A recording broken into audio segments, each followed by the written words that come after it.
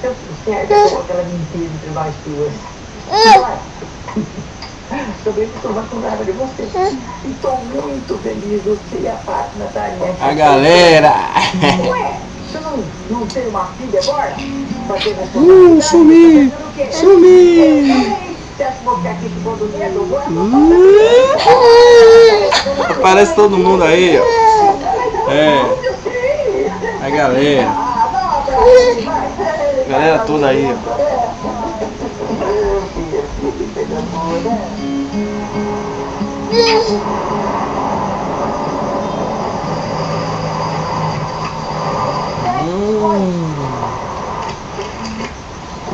Você sabe onde é que está o carro do Pedrinho?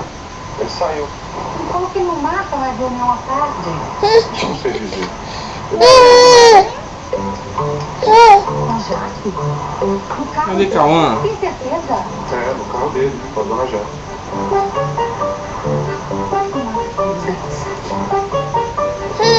Com aquela desgraçada.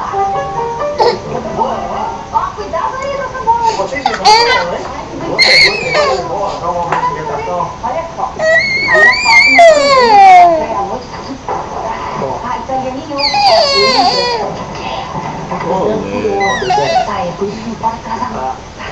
Espero que desse que eu gosto, né? Aqui não vai gostar de uma pessoa. Não vai ser meu irmão.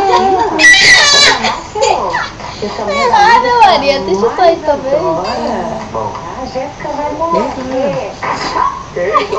Segura na cabeça dele. Segura na cabeça dele, pega na cabeça dele. Por tudo que ele tá fazendo.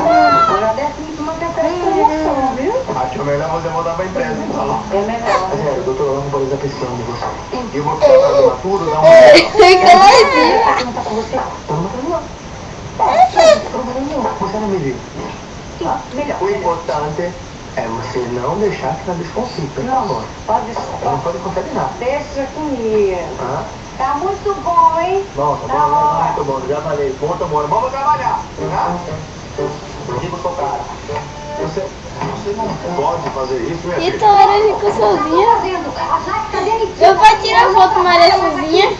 Aquela outra cara, aquela desgraçada. Fazendo um caso com meu marido, ó, na minha cara. Jéssica, calma que o Brasil é nosso. Peraí, sossega o periquito. Não sossego nada. Se eu descobrir que aqueles dois não estão em casa, olha, juro, eu acabo com a raça deles.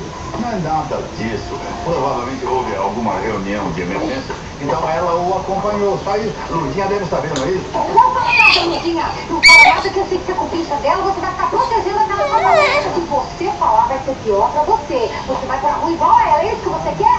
Calma aí. Olha aí, chegou. Cadê meu marido? Cadê Cauã? Então lá no fundo fininho. Olha aí, papai.